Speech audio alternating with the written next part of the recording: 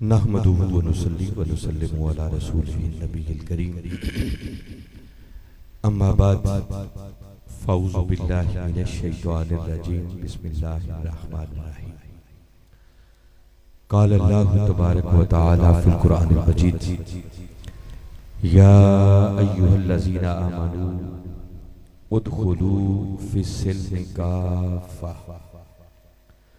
वला तत्तबिऊ खुतुवातिश शैतान इन्नहु लकुम अदुव्वुम मुबीन।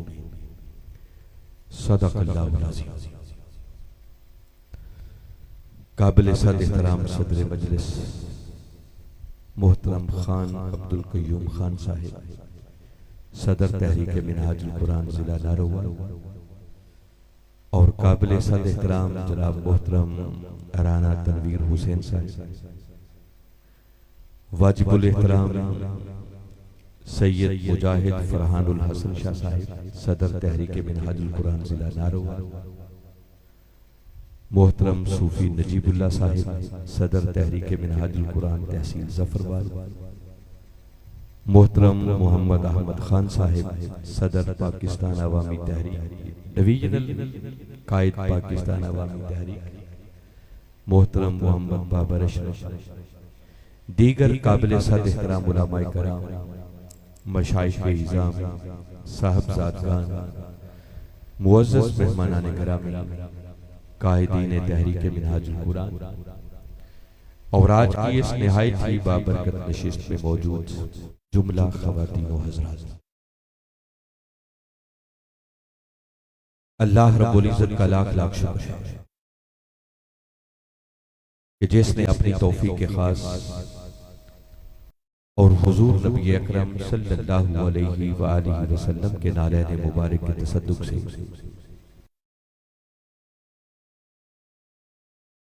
हमें ज़फ़रवाल की सरज़मीन पर इन 5 रोज़ा नशिस्तों के एहतमाम की तौफीक बख्शी, और जिस हुस्न नज़्म, जिस खूबसूरती और जिस मोहब्बत और ज़ौक़ व शौक़ के साथ इन नशिस्तों का एहतमाम किया जा रहा है, मैं इस पर मोहतरम राना तनवीर हुसैन साहब को, उनके भाइयों, अहालियाने ज़फ़रवाल, तहरीक मिनहाजुल कुरान ज़फ़रवाल के जुमला कायदीन, कारकुनान और रुफ़ाका को, बिलखुसूस मोहतरम सूफी नजीबुल्लाह साहब को, बाबर अशरफ साहब को, इनकी पूरी की पूरी टीम को, और हर उस शख्स को जिसने किसी भी हवाले से इन नशिस्तों के इंतजाम व इंसिराम में हिस्सा लिया है, मैं सबको दिल की गहराइयों से मुबारकबाद भी पेश करता हूँ और दुआ गो हूँ कि अल्लाह रब्बुल इज़्ज़त हम सब की इस काबिश को अपनी बारगाह में शर्फ़ कबूलियत दे। हाज़रीन मुकर्रम,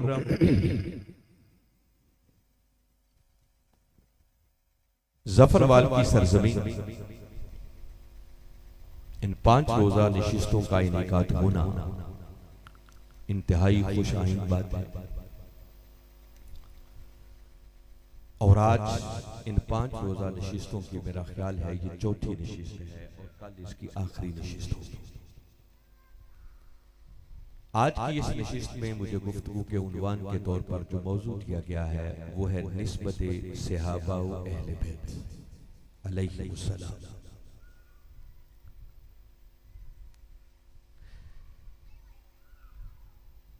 अच्छा, इंतजामिया के अगर लोग कोई 2-4 हैं तो अब बच्चों को आगे ना बिठाएं। एक तो ये आना जाना इनका लगा रहेगा, फिर तवज्जो बढ़ती है, सारा माहौल डिस्टर्ब होता है। आपके पास 45-50 मिनट हैं तो यकसुई रहनी चाहिए, और इंतजामिया के लोग भी आप स्टेज की तरफ ज़्यादा मूवमेंट नहीं होनी चाहिए। एक बंदा भी मूव करता है तो पूरे मजमे की तवज्जो बढ़ जाती है। मैं उम्मीद करता हूँ कि आप इंतहाई यकसुई और तवज्जो के साथ मेरी चंद इन टूटी फूटी गुजारिशात पर तवज्जो देंगे। तो मैं अर्ज़ ये कर रहा था कि जो मौजू है वो तो है निस्बत सहाबा व अहले बैत। इस मौजू पर इंशाअल्लाह महदूद वक्त के अंदर मैं कोशिश करूंगा कि चंद गुजारिशात आपकी खिदमत में अर्ज करूं, मगर एक दो बुनियादी बातें उससे पहले अर्ज कर। मेरे अंदाजे के मुताबिक आप भी इस पर सोचें कि अगर हम सिर्फ अपने पाकिस्तान को सामने रखें तो मेरा ख्याल है कि इमाम अली मकाम इमाम हुसैन अलैहिस्सलाम के नाम पर सजने वाली इन महाफिल और मजालिस की तादाद शायद लाखों में चली जाती है। देखिए ना, 5 नशिस्तें तो सिर्फ यही आपके इस प्रोग्राम में हो रही हैं, 10-10 रोजा नशिस्तें लोग कर रहे हैं रेगुलर। और फिर सिर्फ जफरवाल नहीं, नारोवाल नहीं, सिर्फ पंजाब नहीं, मैं सिर्फ अभी पाकिस्तान की चांद सूफी साहब, आप बिल्कुल यकसुई से मैं जो कहना चाह रहा हूं मैं वही कहूंगा है, आप इत्मीनान रखें। जो मौजू आप लोगों ने लिखा है उसी पर मैं गुफ्तगू करूंगा।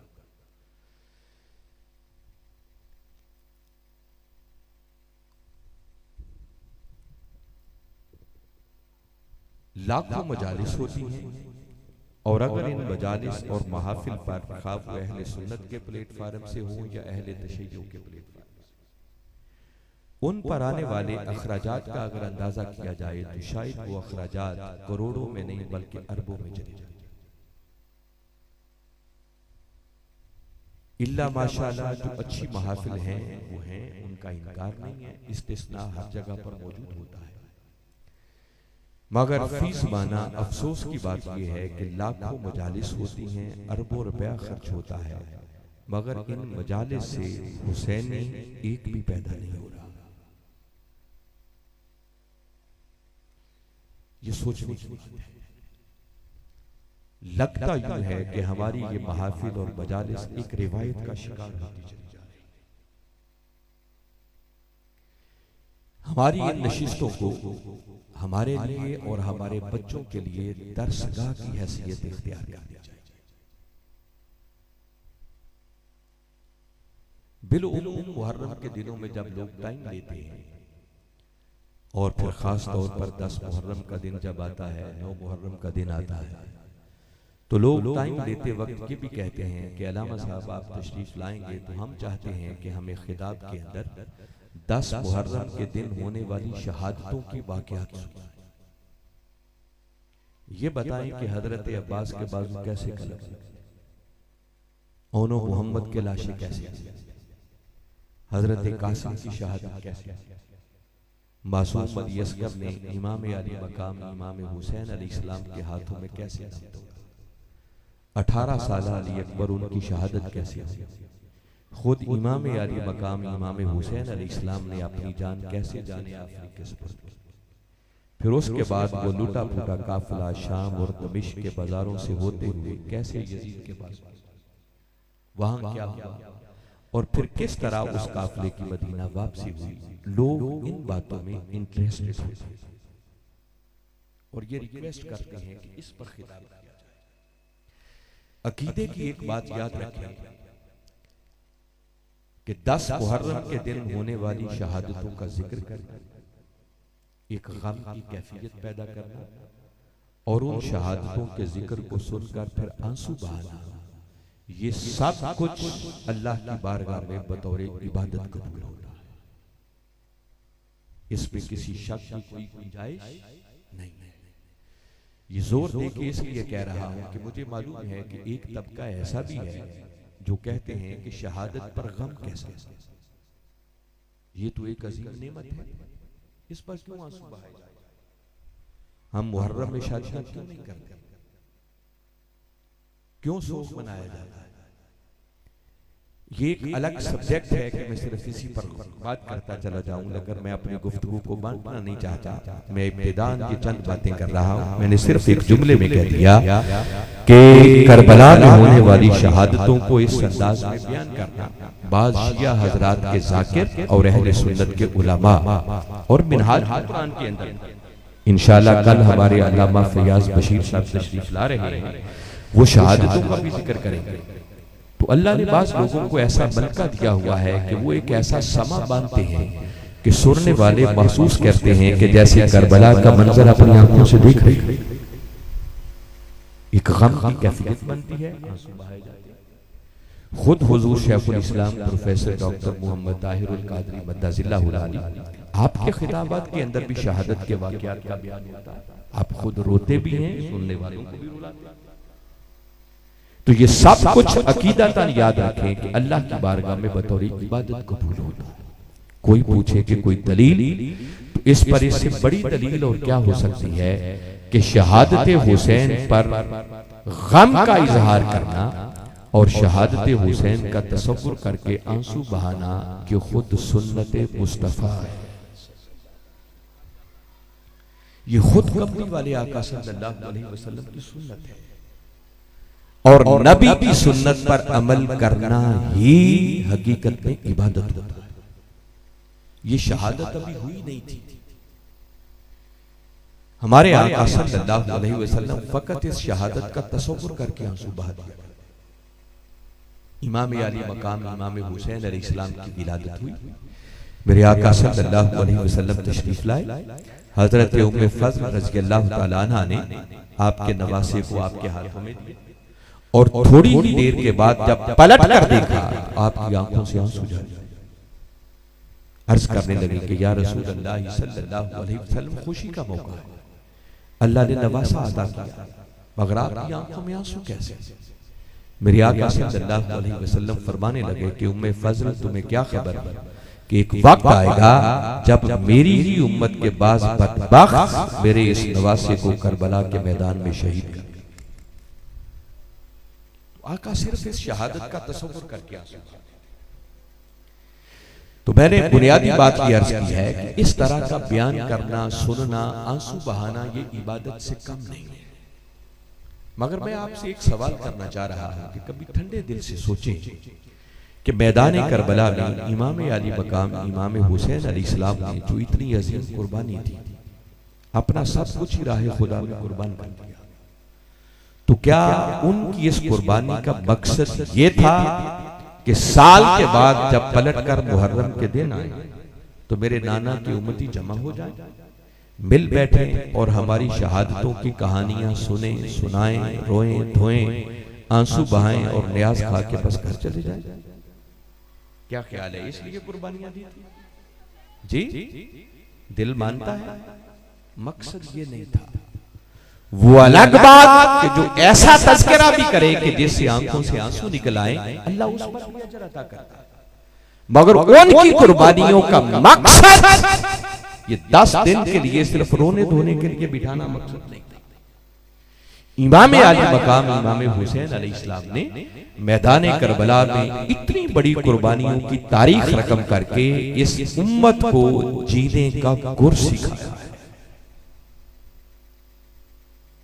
मगर उम्मती वो सब कुछ सुनने के लिए तैयार नहीं। हम सिर्फ रिवायती अंदाज में सुनना चाहते हैं। मैं चाहता हूं ये अभी आपने पहली मर्तबा 5 रोजा नशिस्तें की हैं, खुदा करे आइंदा 10 रोजा करें, इससे भी ज्यादा करें। मुहर्रम में नहीं और अच्छे मौके पर भी ऐसी नशिस्तें होनी चाहिए। मगर अक्सर व बेशतर जब मैं नजर दौड़ाता हूं तो मैं दर्द दिल से ये चंद बातें कह रहा हूं। मुमकिन है हर शख्स ऐसी बातें ना करे, मगर ये भी मैं अपनी जिम्मेदारी और फर्ज समझते हुए अपने खिताब का हिस्सा देखिए इसकी नजर कर रहा हूं। तो अहम बातें आपसे कर रहा हूं, इनको मन में उतारें। हमारे मिलाद का महीना आने वाला है तो मिलाद की महफिल होगी, इसी तरह मेराज की महफिल होती हैं और जलसे बड़े बड़े होते हैं। मैंने बताया कि जो अच्छी महफिल हैं वो हैं, उनका इनकार नहीं, मगर अक्सर व बेशतर मैंने देखा है कि दीन के नाम पर सजने वाली महफिल का मकसद सिवाय तफरीह तबाह के और कुछ नहीं बचा। लोग वक्ती तौर पर एंजॉय करने के लिए आते हैं। वो ये सोच के आते हैं कि चले चलते हैं, देखते हैं अलामा साहब आज जोर कितना लगाते हैं, वो अपनी कुर्सी से उछलते कितना, उनकी सुर कैसी और लय कैसी, वो दूसरों को बुरा भला कितना कहते हैं, गालियां कितनी देते हैं। ये मतमय नजर है। और अगर कोई आराम से गुफ्तगू करे, कोई सुलझी हुई बात करे, तो बिलउमूम हमारा ट्रेंड बन चुका है, मिजाज बन चुका है। हाँ, कहते हैं आज मजा ही कोई नहीं आया, जस नहीं आया।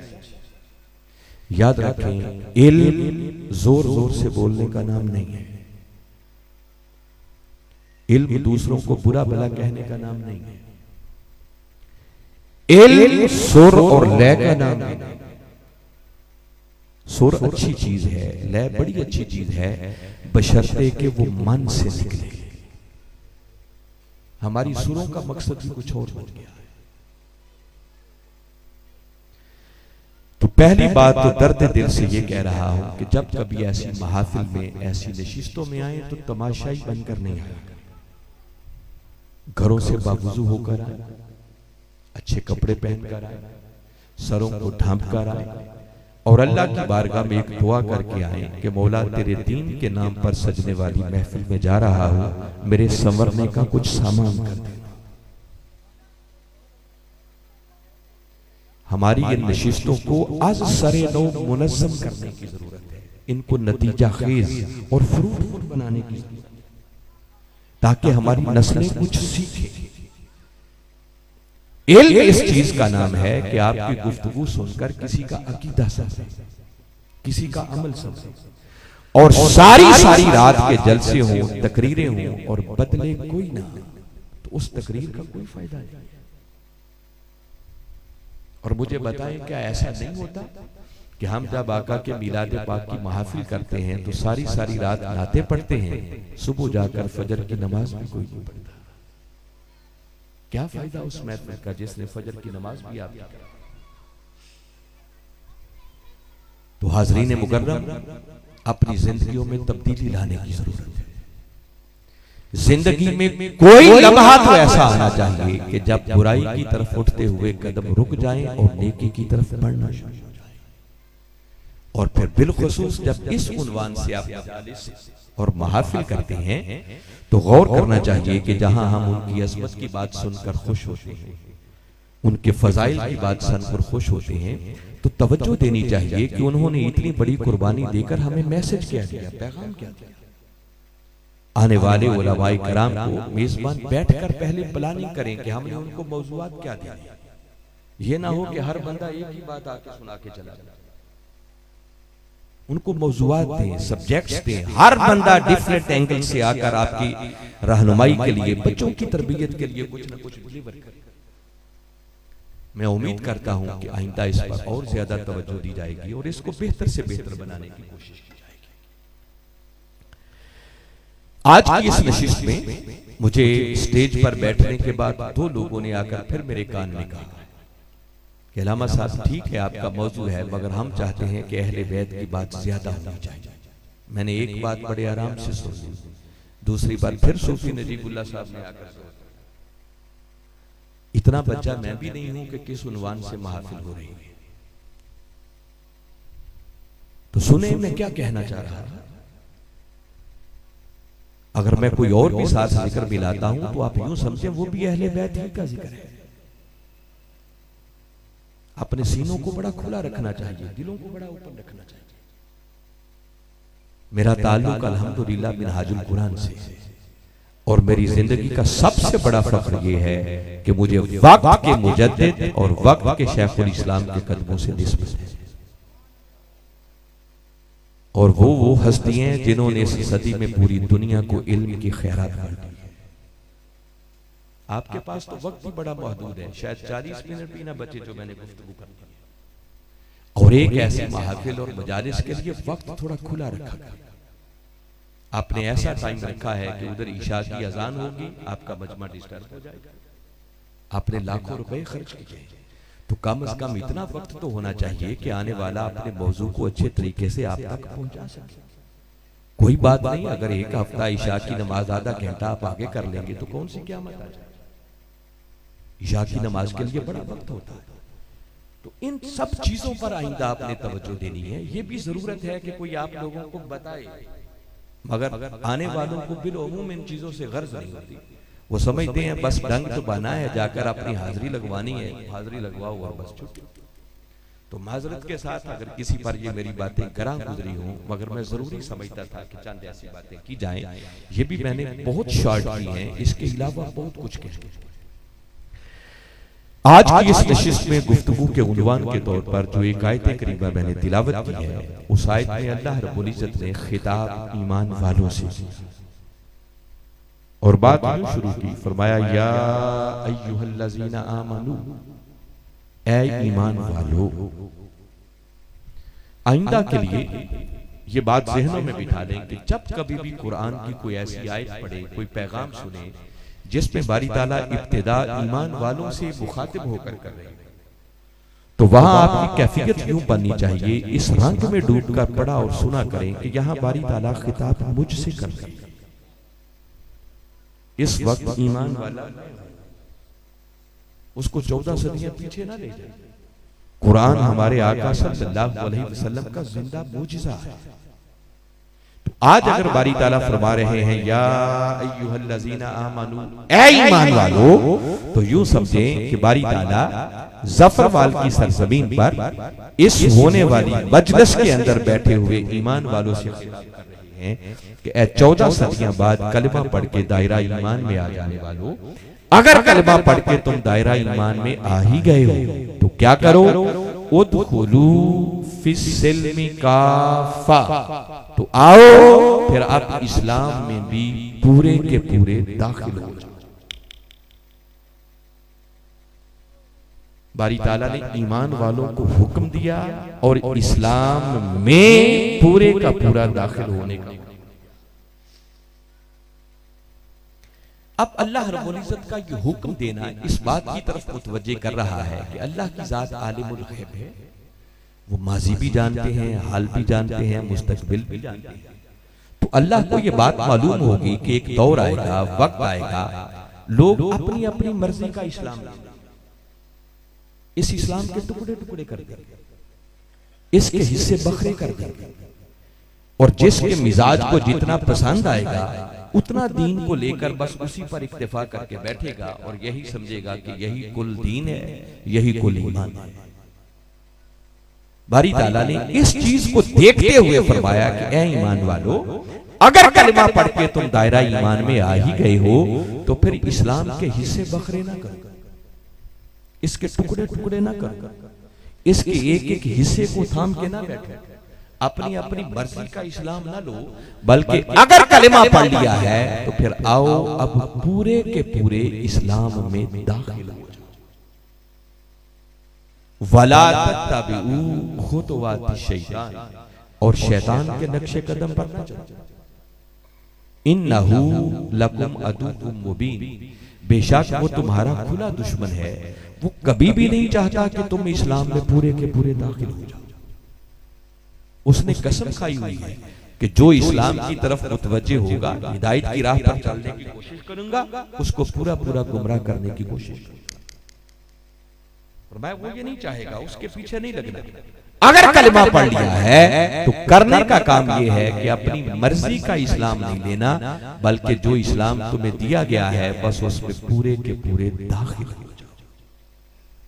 इस आयत करीमा पर गुफ्तगू करने के भी बहुत से एंगल्स हैं, बहुत सी चीजें हैं, बहुत से रुख हैं जिस हवाले से बात हो सकती है, मगर मैं आपकी इन नशिस्तों को सामने रखते हुए जो मौजू है उसके मुताबिक जो इसकी एक शरह कर रहा हूं कि ये जो फरमाया गया इस्लाम में पूरे के पूरे दाखिल हो जाओ, आप कभी बहसियत उम्मत अपना जायजा लें। उम्मत इस वक्त तबकों में बंट गई, ग्रोहों में बंट गई, हमने इस्लाम के टुकड़े टुकड़े कर दिए।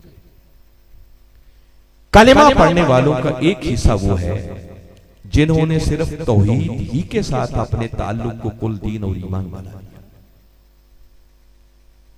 एक तबका और गुरूह है जिन्होंने बस जिक्र रसूल सल्लल्लाहु अलैहि वसल्लम को ही अपना कुल दीन और ईमान समझा। कलिमा पढ़ने वालों का एक तबका वो है कि वो सारा साल जब कभी कोई मजलिस करेंगे तो सिवाय अहले बैत के उन्हें और याद ही कोई। और एक तबका और गुरूह वो है कि जिन्होंने सहाबाए किराम की अजमत का नारा लगाना ही अपना कुल दीन और ईमान बना लिया। और जिसको जितना सूट करता है बस वो उसी को लेकर उसी पर इक्तिफा करके बैठा है और वो समझता है कि यही कुल दीन और ईमान है। आइए, अगर हम चाहते हैं कि हम इस्लाम में पूरे के पूरे दाखिल हो जाएं, हमारा ईमान कामिल और अकमल हो जाए तो उस वक्त तक मुमकिन नहीं है जब तक कि इंसान पहले बैक वक्त ईमान के 5 सरचश्मों के साथ अपना ताल्लुक कायम नहीं करता। ईमान का सबसे पहला सरचश्मा जहां से ईमान का पौधा जन्म लेता है, उस ईमान के पहले सरचश्मे का नाम है मोहब्बत इलाही। बोलिए क्या है? अल्लाह की मोहब्बत। क्योंकि ये एक एक उन्वान कई कई नशिस्तों का तकाजा करता है, तफसील में गए बगैर मैं सिर्फ एक एक रेफरेंस देता जाऊं। सूरह बकरा में बारी ताला ने एक मकाम पर फरमाया वल्लज़ीना आमनू अशद्दु हुब्बन लिल्लाह, फरमाया मोमिन वो है जो अल्लाह से बड़ी शदीद मोहब्बत करता है। खाली मोहब्बत की बात भी नहीं की, अशद्दु मोहब्बत पर अशद्द का लफ्ज़ है। और जब मोहब्बत शदीद हो जाए तो उसे खाली मोहब्बत नहीं कहते बल्कि उसी को इश्क कहते हैं। तो फरमाया मोमिन वो हैं जो अपने मौला से इश्क करते हैं, और जिनको मौला के इश्क की एक चिंगारी नसीब हो जाए फिर बारी ताला ने उनकी कैफियत बयान की और उनके लिए फरमाया अल्लज़ीना यज़कुरूनल्लाह क़ियामन व क़ुऊदन व अला जुनूब, फरमाया जिनको मेरे इश्क की एक चिंगारी मिल जाए फिर उनका हाल ये होता है कि वो उठते बैठते चलते फिरते पहलुओं के बल लेते वो हर वक्त अपने मौला का जिक्र करते हैं। कहीं ऐसे आशिकों का हाल बयान किया तो फरमाया वल्लज़ीना यबीतूना लिरब्बिहिम सुज्जदन व क़ियामा, फरमाया जिनको मेरे इश्क की चिंगारी मिल जाए फिर उनका हाल ये है कि जब मेरे हुजूर इबादत के लिए हाजिर होते हैं तो कभी सारी सारी रात उनकी सजदे में बीत जाती है, कभी क़याम में बीत जाती है। पूछिए सैयदा कायनात फातिमा ज़हरा सलामुल्लाहि अलैहा का हाल। सर्दियों की तवील रातें होती और अपने मौला के हुजूर जब इबादत के लिए हाजिर होती तो एक ही सजदा इतना लंबा होता कि मुअज्जिन सुबह फजर की अजान कहता, और जब अजान की आवाज कानों में पड़ती तो एक सर्द आहट सजदे से सर उठाती और अर्ज करते कि मौला तूने कितनी छोटी रातें बनाई कि तेरी फातिमा जी भर के एक सजदा दिया। तो ईमान का पहला सरचश्मा वो अल्लाह की मोहब्बत, अल्लाह से। मगर बदकिस्मती ये है कि हमारी पहचानें यूं बन चुकी हैं कि अगर कोई मिंबर पे बैठ के ज्यादा तौहीद की बात करता है, कोई ज्यादा अल्लाह की बात करता है, तो कुछ लोग वो सुनकर अंदाजा कर लेते हैं लगता है ये फलां गुरु से ताल्लुक रखता है। हमारी यूं पहचान। और अगर कोई प्यार से मेरे आका की नात पढ़ते, कोई आका की बात करते, कोई शहर मदीना का जिक्र छेड़ दे, कोई मदीना की हवाओं और फजाओं की बात करते, कोई मदीना के गली कूचों की बात करते, कोई गुंबद खजरा की बात कर दे, तो दूसरे समझते हैं कि लगता है ये फलां गुरु से ताल्लुक रखता है। हमारी पहचान। और हमने तौहीद और रिसालत में भी एक दीवार खड़ी की और माज़ अल्लाह अपने इस तर्ज़ अमल से आज की यंग जनरेशन को हम मैसेज और पैगाम दे रहे हैं कि शायद तौहीद और रिसालत की कोई आपस में जंग। मैं सिर्फ एक जुमला कह रहा हूं कि पहला सरचश्मा ईमान मोहब्बत इलाही और ईमान का दूसरा सरचश्मा जहां से ईमान के पौधे की सरसब्जी और शादाबी का सामान होता है, ईमान के पौधे को जिला मिलती है, वो ईमान का दूसरा सरचश्मा है इश्क़ रसूल सल्लल्लाहु अलैहि वसल्लम। कहने को ये मोहब्बतें दो हैं मगर हकीकत में ये एक ही मोहब्बत के दो रुख हैं। अल्लाह की मोहब्बत का सारा इन्हिसार वो है ही मोहब्बत मुस्तफा। अगर कोई शख्स ये समझता है ना कि शायद रसूल की मोहब्बत के बगैर उसे अल्लाह की मोहब्बत मिल जाएगी तो समझ जाएं कि उस बेचारे को हकीकत की अभी खबर ही नहीं है।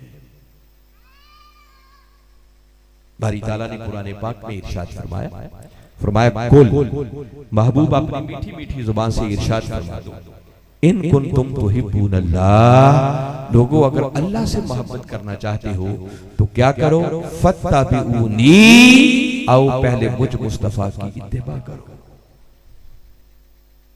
पहले मेरी गुलामी का पट्टा अपने गले में डालो, पहले मेरी जात के साथ मोहब्बत और इश्क वाला ताल्लुक कायम करो।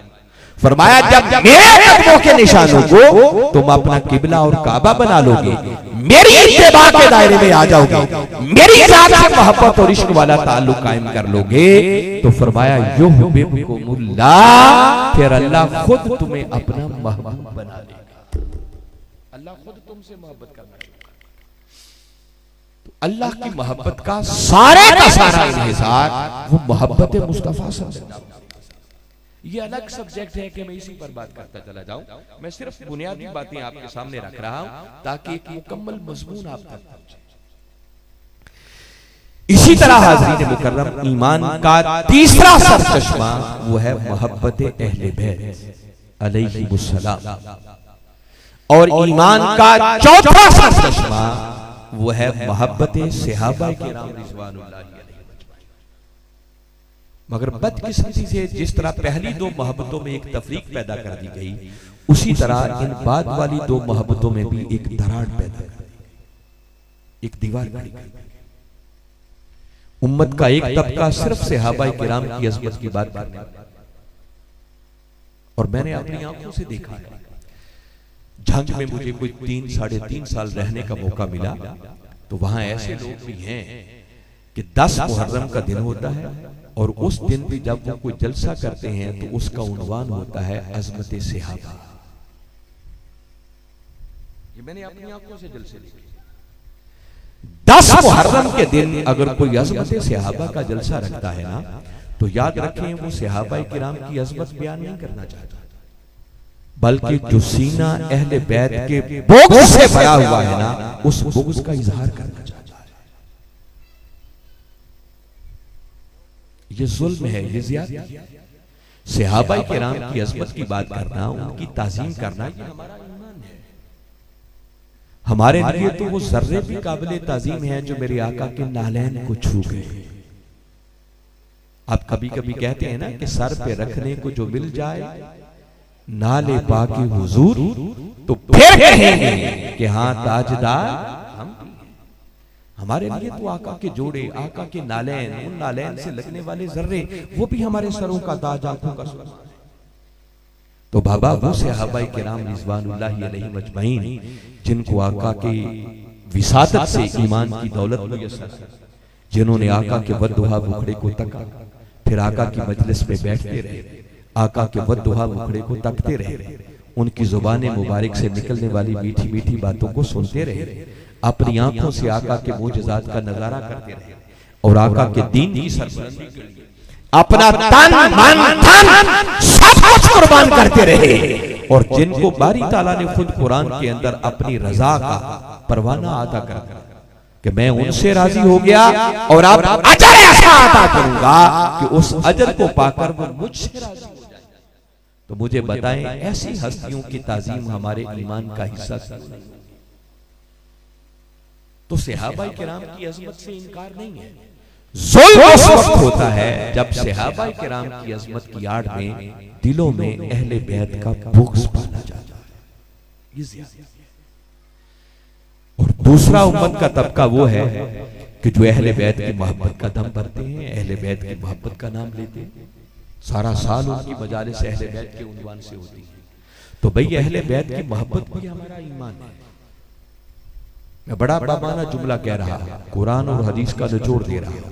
हमारा ईमान ये है, जो मैंने किबला हुजूर के कदमों में बैठकर कुरान और हदीस का मग़ज़ और निचोड़ समझा है, ईमान मिलता भी अहले बैत की मोहब्बत के सिले में, और मिला हुआ ईमान वो बचता भी अहले बैत की मोहब्बत के सदके से।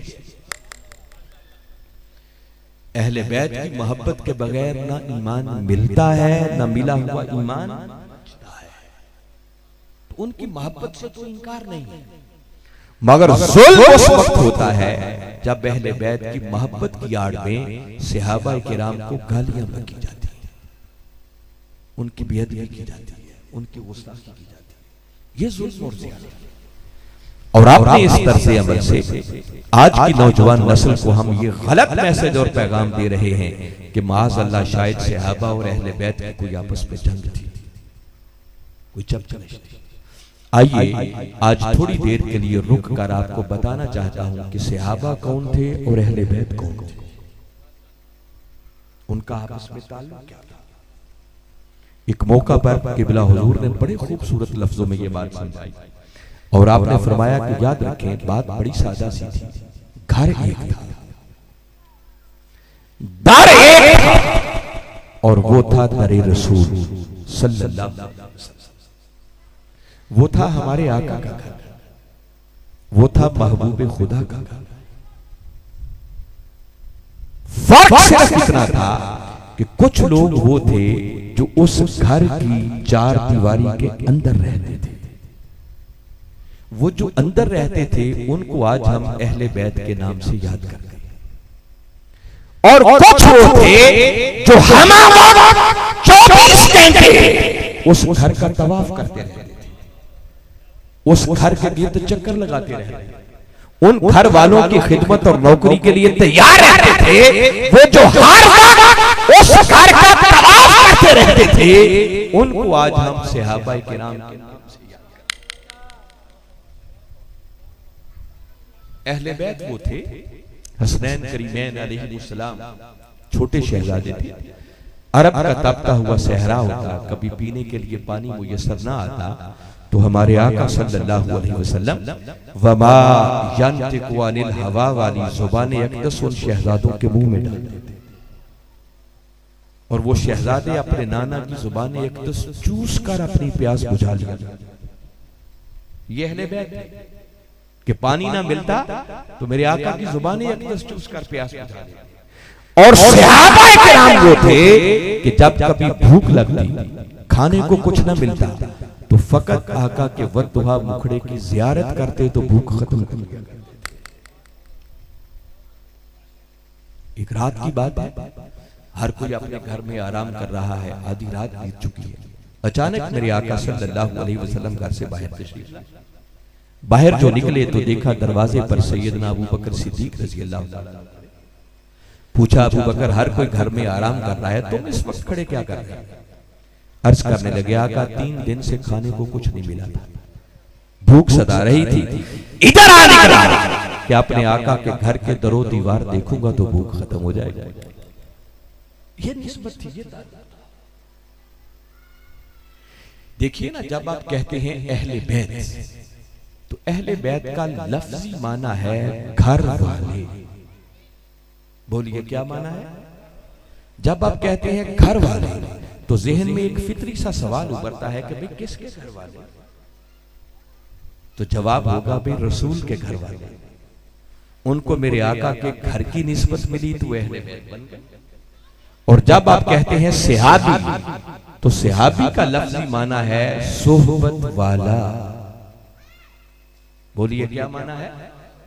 जब आप कहते हैं सोहबत वाला तो फिर वही फितरी सवाल जन्म लेता है भाई किसकी सोहबत वाला? जवाब होगा उसी रसूल की सोहबत वाला। उधर घर की निस्बत मिली तो अहले बैत, इधर सोहबत की निस्बत मुयस्सर आई, सहाबा बन गए, जिसका माना यह है कि कोई कुछ ना बन सका। अरे जो कुछ बना वो निस्बत मोहम्मद मुस्तफा की वजह से। अगर ईमानों का ये असल मरकज़ व महवर पेशे नजर रहे ना तो इंसान कभी भी अफरात व तफरीत का शिकार नहीं हो सकता। ये अफरात व तफरीत का शिकार इंसान तब होता है जब हम असल मरकज को भूल जाते हैं। और अगर कुरान का मुताला करें तो कुरान ने अहले बैत के नफूसे कुदसिया हों या सहाबाए किराम रिज़वानुल्लाहि अलैहिम अजमईन, उनका जब तारुफ करवाया तो इसी मरकज़ व महवर को सामने रखकर अब सूरह फतह की आखिरी आयत को कभी पढ़े, फरमाया मुहम्मदुर रसूलुल्लाह सल्लल्लाहु अलैहि वसल्लम। बात यहां से उस मरकज़ व महवर की पहले बात की, फरमाया मुहम्मद सल्लल्लाहु अलैहि वसल्लम अल्लाह के रसूल हैं। और आगे फरमाया वल्लज़ीना मअहू, और वो जो मेरे मुस्तफा की मायत में आए। उनकी संगत में आ गए, खा वो माइयत किसी को घर की वजह से मिल गई या किसी को सोहबत की वजह से। इसमें सहाबा भी आ गए, इसमें अहले बैत भी आ गए। तफसीरें उठा के पढ़ेंगे सब कुछ मिलता है। तो सहाबा हो या अहले बैत, अल्लाह ने सबको इस मकाम पर एक ही टाइटल में जमा कर दिया, और वो टाइटल है माहू माइयत मुहम्मद मुस्तफा। फरमाया जो मेरे मुस्तफा सल्लल्लाहु अलैहि वसल्लम की माइयत में आ जाते हैं, उनका किरदार क्या है, आगे उनकी शानें, उनकी खूबियां बयान की। फरमाया अशिद्दा वलल कुफार, वो काफिरों के लिए बड़े शदीद होते हैं, रुहमा बैनहुम, आपस में एक दूसरे के लिए बड़े रहम, तराहु रुकान सुजदा। फरमाया महबूब आप उन्हें देखेंगे कभी रुकू कर रहे हैं, कभी सजदे कर रहे हैं, यब्तगूना फज़लन मिनल्लाहि व रिदवाना, और वो हर वक्त अल्लाह के फजल और उसकी रजा के लिए मारे मारे फिरते हैं। सीमाहुम फी वुजूहिहिम मिन असरि सुजूद, फरमाया उनके सजदों का असर उनकी पेशानियों से नूर की शक्ल में नजर इला आखिर लाया। तो मैंने बताया इस आयत करीमा के अंदर आप तफसीरों को उठा के पढ़े, सहाबा का जिक्र भी है, अहले बैत का जिक्र भी है, मगर बारी ताला ने उनको टाइटल ही एक दिया, ये कौन है जो मेरे महबूब की माइयत में आ गए, सोहबत में आ गए, संगत में आ गए। फरमाया उनको देखना हो तो मेरी निस्बत की वजह से, जब मैं पेशे नजर रहूंगा तो फिर कभी तुम अफरात व तफरीद का शिकार। अब इसी चीज को अगर समझना हो तो मैं शुक्रिया अदा करता हूं मुंतजमीन का कि उन्होंने अभी मुझे चिट दी है और कहा है कि अल्लामा साहब आपको इजाजत है आप 9:30 बजे तक गुफ्तगू को जारी रखें। तो अच्छी बात है, चलो किसी नतीजे तक कोई गुफ्तगू पहुंच जाएगी। तो आप इत्मीनान से बैठेंगे, इंशाअल्लाह नमाज इशा बाद में बाजमात इंशाअल्लाह मस्जिद में हम अदा करेंगे, उसके लिए बड़ा वक्त हमारे पास पड़ा है। अब मैं जो बता रहा हूं कि जिस मरकज़ महवर को पेशे नजर रखते हुए कुरान ने इन हस्तियों का तारुफ करवाया, कमली वाले आका सल्लल्लाहु अलैहि वसल्लम, आइए उस हस्ती को सामने रख के हम जरा अंदाजा करते हैं कि उस हस्ती के साथ इन लोगों का ताल्लुक कैसा था, आका का इन पर इत्मीनान कैसा था, और फिर इनकी वफादारियों का आलम क्या था। और मैं इसकी भी तफसील में नहीं, दामने वक्त को सामने रखते हुए सिर्फ एक ही रात के 2 वाकयात की तरफ मुतवज्जे करना। सुने आपने पहले भी 1000 मरतबा, मगर आज इस एंगल से सुनिए कि सहाबा हो या अहले बैत, आका के इत्मीनान का आलम क्या था। पहले ये सुनिए, आका ने हर 2 तबकात को अपनी शफ़क़तों से नवाजा है, उन पर इत्मीनान किया, और इंशाअल्लाह गुफ्तगू का एंड हम अहले बैत की अज़मत और शान पे करेंगे। वो सारा अंदर आ रहा है। आप चश्मे तसव्वुर में लाएं, जब हमारे आका सल्लल्लाहु अलैहि वसल्लम मक्का से हिजरत करके मदीना तशरीफ ले जाए तो दुश्मन काफिर नंगी तलवारें लेके दरवाजे पे खड़े थे, और उस पुरखतर माहौल के अंदर कुर्बान जाए आका के इंतखाब पर जिस हस्ती को अमानतों का अमीन बनाकर बिस्तर पर लेटने का हुक्म दिया, वो अहले बैत के सरखेल मौला कायनात अली शेर खुदा रज़ियल्लाहु अहले बैत के फर्द है, आका ने उनका इंतखाब किया, उन पर अपना इत्मीनान फरमाया। इस काबिल अगर कोई हस्ती है कि अमानतों का अमीन बनाया जाए और उसको अपने बिस्तर पर लेटने की इजाजत दी जाए, तो शायद वो एक ही हस्ती है जिसका नाम मौला कायनात अली शेर खुदा है। बुलवा कर फरमाया, अली मैं तो जा रहा हूं, मगर ये कुछ लोगों की अमानतें हैं, आपके सुपुर्द कर रहा हूं, आओ इन अमानतों के अमीन बनकर आज मेरे बिस्तर पर लेट जाओ। जरा चश्मे तसव्वुर में लाएं, उस रात बिस्तर मुस्तफा पर सोना कोई मौत को दावत देने से कम नहीं था। दुश्मन नंगी तलवारें लेके बाहर खड़े, किसी वक्त भी हमला कर सकते, मगर कुर्बान जाए अली की वफादारी पर। इधर आका का इत्मीनान देखें और इधर उनकी वफादारी देखें। बिला बिस्तर मुस्तफा पर लेट गए, इधर लेटे, अल्लाह रब्बुल इज्जत ने फरिश्तों की ड्यूटी, एक पाइंती की तरफ दूसरा सुरहाने की तरफ खड़े होकर सारी रात हिफाजत भी करते रहे और मुबारकबादियां देते रहे कि मुबारक हो, आज रात कायनात में अली से बढ़कर खुश नसीब और कोई नहीं है। रात बीत गई, वक्त गुजर गया। बाद में किसी ने पूछा कि अली, काफिर नंगी तलवारें लेके बाहर खड़े थे, तो उस रात कोई बिस्तर मुस्तफा पर नींद भी आई या नहीं आई? फरमाने लगे, जिस चैन की नींद, सुकून की नींद उस रात बिस्तर मुस्तफा पर आई, जिंदगी में कभी आई नहीं। पूछा, दुश्मन तो नंगी तलवारें लेके खड़े थे, तुम सुकून से कैसे सो? आप फरमाने लगे कि आका की जुबान अक़दस से जुमला ये निकला था कि अली, ये कुछ लोगों की अमानतें हैं जिनका आमी बना रहा हूं, ये कल अमानतें अमानत वालों के सुपुर्द कर। इसलिए अली को यकीन था कि कम से कम आज की रात अली को मौत नहीं आ सकती।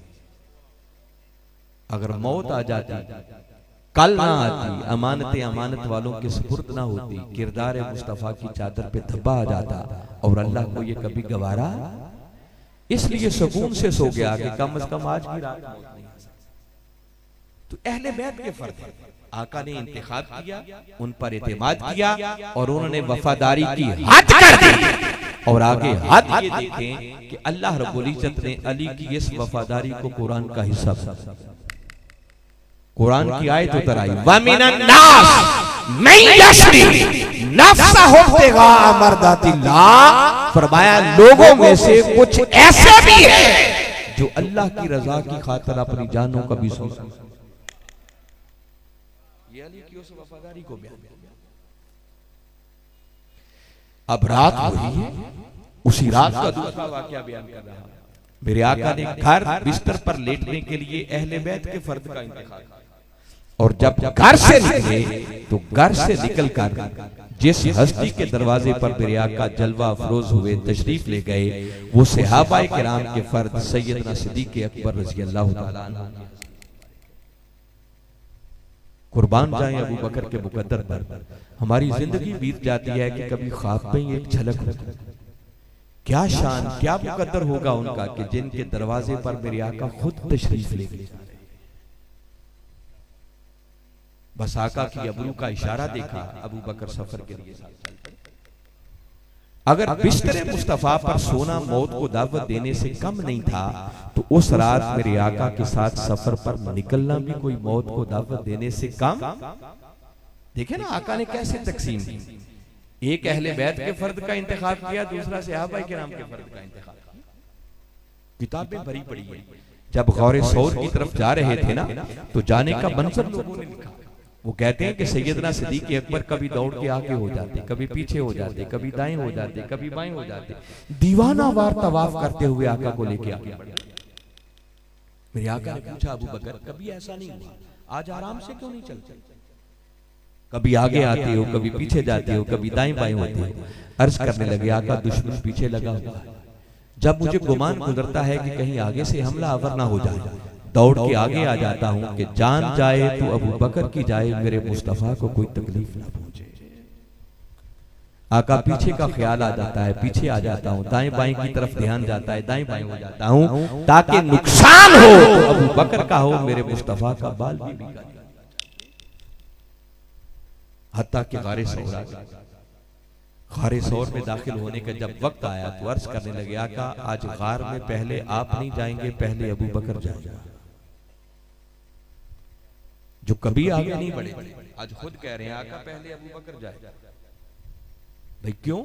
आका सदियों पुरानी गार, मालूम नहीं को अंदर जानलेवा चीज बैठी। आप इंतजार करें, पहले मैं अंदर जाता हूं, अंदर का जायजा लेता हूं, सफाई करता हूं, माहौल ठीक करता हूं, ताकि अंदर भी कोई जानलेवा चीज हो तो जान जाए तो अबू बकर की जाए, मेरे मुस्तफा को कोई तकलीफ न। आका का इंतखाब, आका का एतमाद और फिर उनकी वफादारी देखें कि वो अबू बकर हैं जो गारे सौर के अंदर आका की खातिर अजदहा के मुंह में अपना पांव दे के बैठे। और अबू बकर की इस वफादारी को भी अल्लाह ने कुरान का हिस्सा बनाया। मैं चाहता हूं कि कुरान आपको सुना। वक्त हमारे पास है, अब मैं ईमान अफरोज ये बात भी अर्ज करता हूं, कभी सूरह तौबा को पढ़े। उसकी आयत नंबर 40 है। बारी ताला ने एक खास मज़मून बयान किया, अब तफसील में नहीं जाएंगे। दो कलिमात इस्तेमाल किए उस गारे सौर के मंजर को बयान करने के लिए। फरमाया सानियस नहीं, वो दो में से दूसरा था। ये गारे सौर के मंजर को बयान किया जा रहा है। आप किसी भी मकतबे फिक्र की कोई तफसीर उठा के, खा वो अहले सुन्नत हो, देवबंद हो, अहले हदीस हो या अहले तशय्युअ, मैं आम कह रहा हूं, जिम्मेदारी से कह रहा हूं, किसी मकतबे फिक्र की कोई तफसीर उठाएं, इस बात में किसी का कोई इख्तिलाफ नहीं है कि गारे सौर के अंदर हस्तियां दोई थी, एक अल्लाह के रसूल थे और दूसरे सैयदना सिद्दीक़ अकबर रज़ी अल्लाह। यहां तक मैं बता रहा हूं कि किसी कलिमा पढ़ने वाले का कोई इख्तिलाफ कि उस रात हस्तियां दोई थी, एक अल्लाह के रसूल थे और दूसरे सैयदना सिद्दीक़ अकबर। और कुरान कहता है सानियस नहीं, वो दो में से दूसरे थे। मुफस्सिरीन ने इस पर भी बहस की कि ये जो कहा सानी, सानी का माना होता है दूसरा, और कोई दूसरा तब बनता है जब कोई पहले अव्वल होगा तो सानी भी होगा ना। उन्होंने इस पर बहस की कि यहां सानी किसे कहा है। तो मैं जो माना बयान कर रहा हूं, जिसकी खातिर मैं इस जगह तक पहुंचा हूं, तो मुफस्सिरीन ने लिखा है कि यहां सानी से मुराद कबली वाले आका सल्लल्लाहु अलैहि वसल्लम की जात मुबारक है। सानियस नहीं, वो दो में से दूसरे थे। दो कौन थे? अल्लाह का रसूल सैयदना सिद्दीक़ अकबर रज़ी अल्लाह ताला अन्हु, और दोनों में से अल्लाह ने जिस हस्ती को सानी कहा, उस सानी से मुराद ताजदारे कायनात सल्लल्लाहु अलैहि वसल्लम की जात मुबारक। एक बड़ी चौंका देने वाली बात कर रहा हूं कि अगर कुरान सानी आका को कह रहा है तो फिर अव्वल कौन ठहरा? हस्तियां तो दो ही हैं ना, तीसरा तो है ही कोई नहीं। तो लामुहाला एक ही नतीजा निकलेगा कि अगर सानी आका की जात मुबारक है तो जिस हस्ती को कुरान अव्वल गर्दान रहा है उससे मुराद सैयदना अबू बकर सिद्दीक की जात मुबारक है। कोई पूछे कि मैंने ये जो तफसीर आपके सामने रख दी, कोई दलील?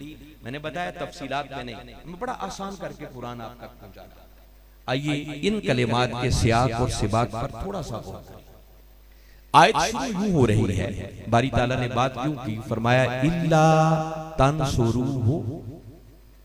बारी ताला अपने महबूब के गुलामों से फरमा रहे हैं कि मेरे महबूब के गुलामों, अगर तुम उनकी मदद नहीं करोगे, उनसे मुराद आका की जात मुबारक, अगर तुम मेरे मुस्तफा की मदद नहीं करोगे तो फरमाया फकद नसरहुल्लाहु, तो अल्लाह ने उनकी उस वक्त भी मदद की इज़ अखरजहू, जब उनको निकाल दिया था अल्लज़ीना कफरू, उन लोगों ने। और मुत्तसिल अगले कलिमात हैं सानियस नहीं, उस वक्त वो दो में से दूसरे। अब यहां रुक के गौर करें, कभी कुरान में ना यूं रुक कर गौर किया करें, आपको मजा आएगा, हाज आएगा। बदकिस्मती है हम कुरान से दूर हो गए, कुरान को पढ़ते हैं। ये जो बारी ताला ने कहा इल्ला तंसुरूहु, अगर तुम उनकी मदद नहीं करोगे, तो ये जो हू ज़मीर है उनकी मदद नहीं करोगे, तो उनसे मुराद या उससे मुराद कौन है बताएंगे? आका की जात। सहाबा को कहा जा रहा है कि अगर तुम मेरे महबूब की मदद नहीं करोगे, तो हू ज़मीर का इशारा किसकी तरफ है? आका की जात मुबारक की तरफ। आगे फरमाया फकद नसरहू, तो अल्लाह ने उनकी मदद की थी। किन की? अपने रसूल। तो हू ज़मीर से फिर कौन मुराद है? आका की जात मुबारक। इज़ अखरजहू, जब उनको निकाल दिया गया। किन को निकाला था? कमली वाले आका सल्लल्लाहु अलैहि वसल्लम। अब ये जो पूरा मज़मून पीछे आ रहा है, 3 मरतबा हू ज़मीर इस्तेमाल हो गया, तो उससे मुराद कौन है? आका की जात मुबारक।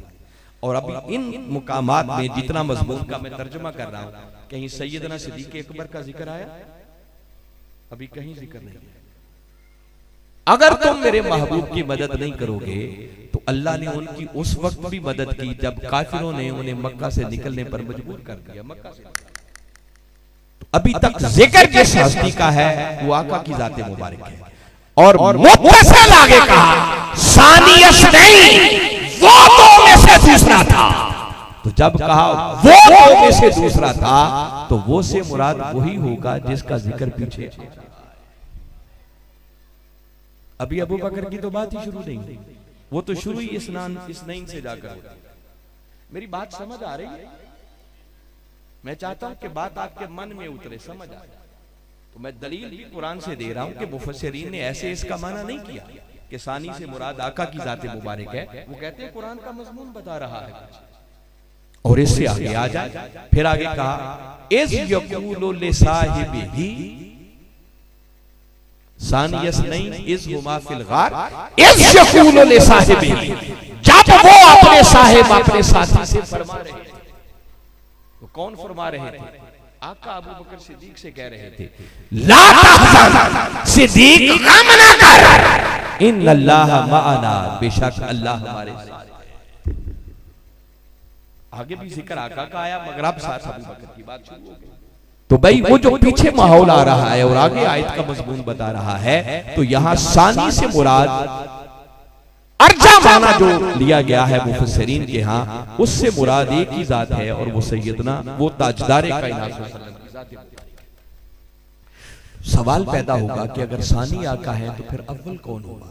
अव्वल सैयदना सिद्दीक़ अकबर, क्योंकि हस्तियां तो दो हैं। यहां आके इंसान थोड़ा हैरत में गुम हो जाता है कि बारी ताला कहना क्या चाह रहे हैं। बारी ताला इस मकाम पर अपने रसूल को सानी और अबू बकर को अव्वल कहकर अबू बकर की वफादारी का ऐलान करना चाह रहे हैं कि वो लोगों दो में से दूसरे मेरे रसूल थे। मौला का फरमाया तुमने देखा नहीं इज़ हुमा फिल गार, जब वो गार में दाखिल हो रहे थे। फरमाया गार में दाखिले के बाद दाखिल होने वाला अव्वल अबू बकर था और सानी वो मेरा रसूल मोहम्मद। मौला इसको क्यों कुरान का हिस्सा बना दिया?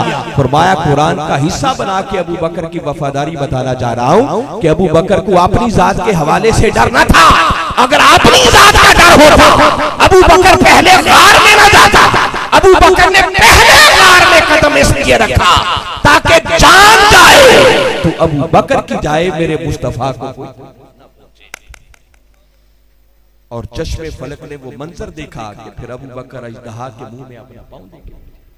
ये एक अलग ईमान अफरोज सब्जेक्ट है कि बंदा इसे चला जाए। मैंने सिर्फ एक ही रात के 2 वाक़यात सुनाए और मेरे आका का हर अमल उसकी कोई ना कोई पीछे हिकमत होती है, उसके जरिए भी कोई मैसेज और पैगाम देना मकसूद है। तो आका ने एक ही रात अहले बैत के फर्द का भी इंतखाब किया, सहाबाए किराम के फर्द का भी इंतखाब किया और इंतखाब करके उन पर इत्मीनान करके उनकी वफादारी को कुरान के अंदर हिस्सा बनाकर उम्मत को मैसेज दिया कि अगर तुम दुनिया और आखिरत को संवारना चाहते हो तो कामयाब वही होगा जिसके एक हाथ में दामने अहले बैत होगा, दूसरे हाथ में दामने सहाबा। यहां तक बात क्लोज करते हुए अगर किसी साथी के ज़हन में आए कि अल्लामा साहब ये बात तो समझ में आ गई कि आका की ज़ात मुबारक के साथ उनका ताल्लुक बड़ा मजबूत था, मगर जो कुछ बयान किया जाता है जलसों में, तकरीरों में जो हम सुनते हैं, बिलोमूम जाकिर और मौलवी बयान करते हैं, तो हो सकता है उनकी आपस में कोई गलतफहमी, एक दूसरे को अच्छा ना जानते। तो आइए इस पर 2-3 ईमान अफरोज बातें आपको बताता हूं ताकि समझ आए कि सहाबा और अहले बैत का आपस में ताल्लुक। उम्मुल मोमिनीन हजरत आयशा सिद्दीका रज़ियल्लाहु अन्हा वो बयान करती हैं और कहती हैं कि मेरे वालिद गिरामी, यानी कौन? सैयदना सिद्दीक़ अकबर रज़ियल्लाहु अन्हु, कहती हैं कि वो जब कभी भी किसी ऐसी मजलिस में बैठते जिसमें मौला कायनात अली शेर खुदा भी मौजूद होते, तो कहती हैं कि मेरे वालिद गिरामी हर वक्त अली के चेहरे को तकते रहते। ये उम्मुल मोमिनीन बता रही है और पूरी उम्मत को सुना रही है कि मेरे वालिद गिरामी का मामूल ये था कि जब कभी किसी ऐसी नशिस्त में बैठते जिसमें मौला कायनात अली शेर खुदा भी मौजूद होते, तो कहते हैं वो हर वक्त अली के चेहरे को तकते रहते। कहती है मैंने एक दिन घर में तन्हाई में खलवत में बैठकर अलग से उनसे पूछा कि अब्बा जान आपका खुद मकाम मर्तबा इतना बुलंद है, मगर क्या वजह है कि आप हर वक्त अली के चेहरे को तकते हैं? ये बात जो सुनी वो परवाना चराग मुस्तफी फरमाने लगे, बेटी आयशा समेत तो रसूलुल्लाह सल्लल्लाहु अलैहि वसल्लम यकूल इला वजह अली इबादत, कि बेटी आयशा मैंने अपने आका की जुबान अक़दस से सुना है कि अली के चेहरे को फकत तकना भी इबादत है। मुझे बताइए, अगर उनकी आपस में कुछ चपकलश होती, कोई गलत फहमी होती, तो अबू बकर को क्या पड़ी थी कि ऐसी बात करते जिससे अली की शान नुमाया हो? वो तो बयान ही नहीं कर रहे, अपना अकीदा सुना रहे हैं। और उनकी बेटी बता रही है कि मेरे वालिद गिरामी का फकत अकीदा न था, बल्कि फिर वो हर वक्त अली के चेहरे को तक तक कर इस इबादत में मसरूफ भी रहा। ये ताल्लुक था सहाबा का अहले बैत के साथ। दूसरे खलीफा राशिद अभी यकम मुहर्रम दिन की शहादत का दिन था। सैयदना उमर फारूक रज़ी अल्लाह कुर्बान जाएं, जिनको आका के सहाबी होने का शर्फ भी, जिनके लिए मेरे आका ने फरमाया अल हक को यंतिकु अला लिसाने उमर, हक उमर की जुबान पर बोलता है। जिनके लिए फरमाया लौ काना बादी नबीयुन लकाना उमर, लोगों अगर मेरे बाद कोई नबी होता तो उमर फारूक। जिनके लिए आका ने फरमाया अश-शैतानु यफिर्रु मिन ज़िल्ले उमर, लोगों शैतान उमर के साए से भी भाग जाता है। हर कोई इस्लाम कबूल करे तो इस्लाम कबूल करने से इज्जत मिलती है, मगर कुर्बान जाए उमर फारूक तेरे मुकद्दम पर। आका फरमा रहे हैं कि मौला तू उमर के कबूल इस्लाम के जरिए इस्लाम को इज्जत अता फरमा।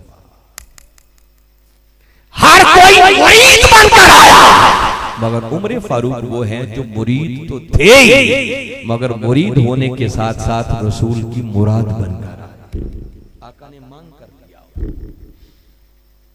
वो उमर फारूक जिनकी जिंदगी के अंदर मेरे आका ने उनको जन्नत की बशारत दी। मिराज से पलट के आए, फरमाया उमर मैं जन्नत की सैर कर रहा था, अचानक एक महल देखा जिस पर तेरा नाम लिखा हुआ था। उमर फिर मैं अंदर जाने लगा, मगर जैसे ही दाखिल होने लगा तो तेरी गैरत को याद करके पलट के वापस उमर फारूक कदमों में गिर पड़े, लिपट के रोने लगे। आका आपसे भी गैरत?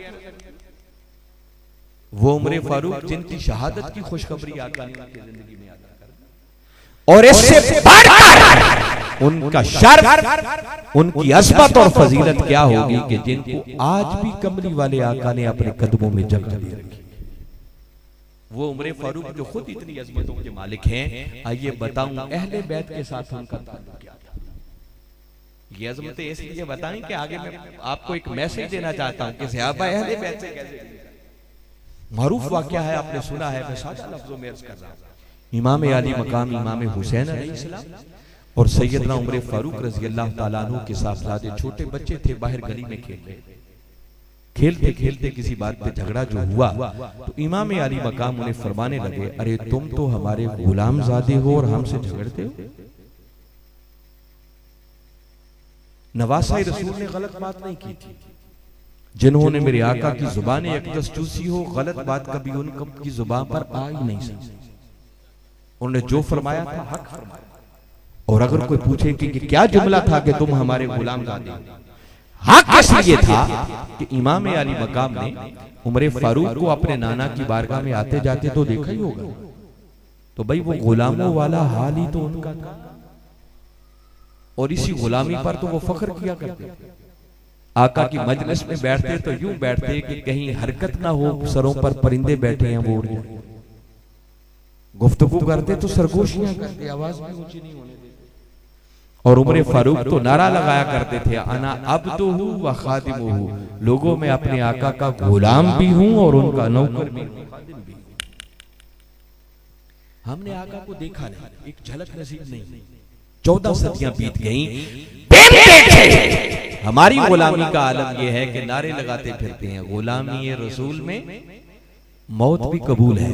तो चश्मे तसव्वुर में लाओ ना उमर फारूक की गुलामी का आलम क्या होगा, जिन्होंने खुद आका के बद्दुआ मुखड़े को देखा होगा, आका के मोजज़ात का नजारा किया होगा, आका की जुबान अक़दस से निकलने वाली मीठी मीठी बातों को सुना होगा, जिन पर आका की इतनी शफ़क़तें, रहमतें और इनायतें, उनकी गुलामी का वो कैसे मर मर मिट जाता। ये बात थी जो इमाम अली मकाम ने जो देखा वही उनके बेटे से कह दिया। मगर वो भी बच्चे थे, सुनकर दिल पे बोझ आया, पलट के घर गए। अजान सुन जाए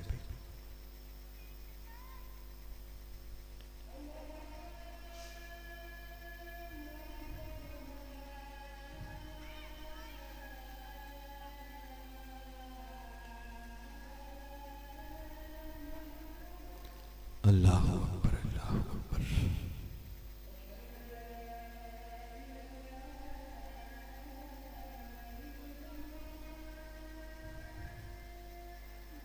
अशहदु अल्ला इलाहा इल्लल्लाह।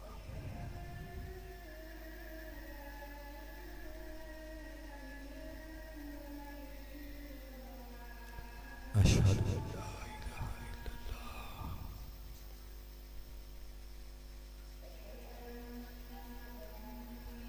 सल्लल्लाहु अलैहि वसल्लम।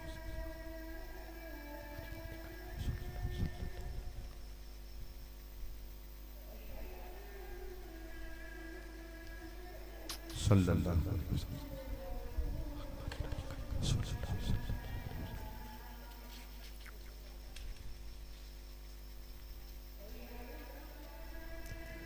ला हौला वला कुव्वता इल्ला बिल्लाहिल अलिय्यिल अज़ीम।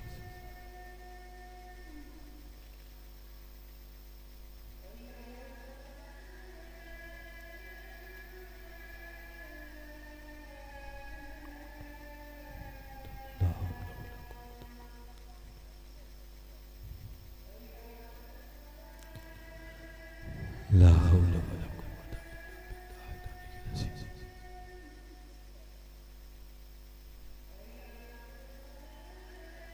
ला हौला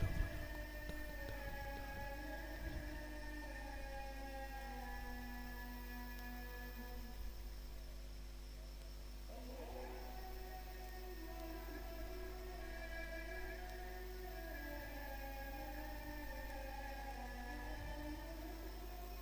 अल्लाहु अकबर, अल्लाहु अकबर।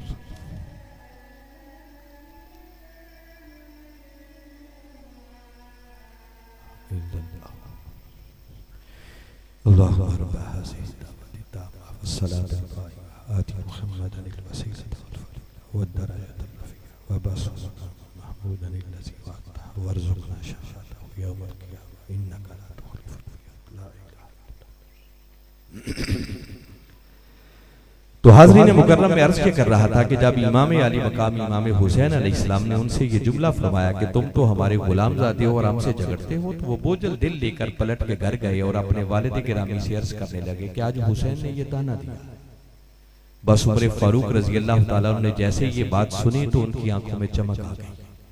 बेटे को उंगली थमा दी, सीधा मौला कायनात अली शेर खुदा के दरवाजे पे दस्तक दी। दरवाजा खोलने के लिए वही शहजादा हुसैन आया। बाप बेटे को खड़े देखा, सोचा होगा कि शायद झगड़ा हुआ था, कोई शिकायत लेके आए हो, मगर बाहर मंजरी कुछ और। पूछा कैसे आना हुआ? उमर फारूक रज़ी अल्लाह तआला अन्हु कहने लगे, हुसैन बताओ आज हुआ क्या था? सरसरी जुमला फरमाया कि ऐसे झगड़ा हुआ। आप फिर कहने लगे नहीं, जरा आपने कलेमात दोहरा कर बताओ, आपने फरमाया क्या था? अब जिसने आका की जुबान अक़दस चूसी हो झूठ तो नहीं बोल सकता। साफ कह दिया, हाँ फरमाया था कि तुम तो हमारे गुलामज़ादे हो, हमसे झगड़ते हो। बस इतनी बात जो सुनी, उमर फारूक ने अल्लाह की बारगाह में हाथ उठा दिया और अर्ज की कि मौला गवाह होगा कि आज तेरे हुसैन ने हमें अपनी गुलामी में कबूल कर लिया और हमारी बख्शिश और निजात के लिए यही काफी है। बाज़ रिवायात में है, आप अर्ज करने लगे कि हुसैन जो फरमा रहे हो मुझे लिख दो, तहरीर कर, ताकि ये परवाना साथ ले जाऊं और कब्र और हशर में यही परवाना मेरी बख्शिश और निजात का जरिया बन जाए। सहाबा किराम में नज़मतों के मालिक होने के बावजूद भी अहले बैत की गुलामी पर यूं फख्र और नाज किया जाता था। वो जानते थे कि इस निस्बत गुलामी के बगैर कोई चारा ही नहीं है, गुजारा ही नहीं है। सहाबा किराम की करोड़ अज़मत सारा खोपर, मगर अल्लाह की इज्जत की कसम जो मकाम अहले बैत का है कोई तसव्वुर नहीं कर सकता, सोच ही नहीं सकता। वो आज मेरा सब्जेक्ट नहीं है, वरना इस मौजू पर बात करना। एक एक सहाबी की बात करने से तो बात लंबी हो जाएगी। मेरे आका सल्लल्लाहु अलैहि वसल्लम के 1.25 लाख के लगभग सहाबा और जमीन सहाबा किराम का ये मसलक था, मशरब था। वो सरेआम के जुमला फरमाया करते थे, कुन्ना नारिफुल मुनाफिकीना बिबुग़्ज़िहिम अलिया।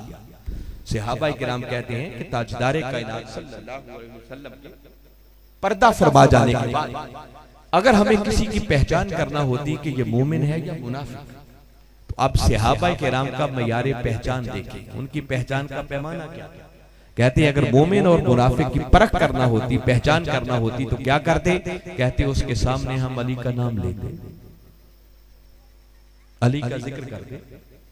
कोई उनका भी नाराए हैदरी होगा ना जो वो लगाते हैं, और नाराए हैदरी लगाकर कहते फिर हम उस शख्स के चेहरे को तकते। अगर अली का जिक्र सुनकर उसके चेहरे पर मरोड़ आ जाते, बल आ जाते, चेहरे पर तंगी के आसार नजर आते, तो कहते हम समझ जाते कि इस बदबख्त से बड़ा मुनाफिक और कोई नहीं है।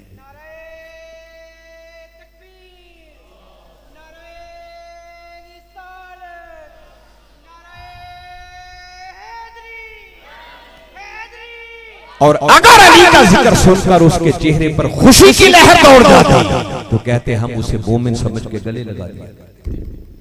सहाबा किराम के नजदीक मोमिन और मुनाफिक की पहचान ही हुब्बे अली और बुग़्ज़े अली था।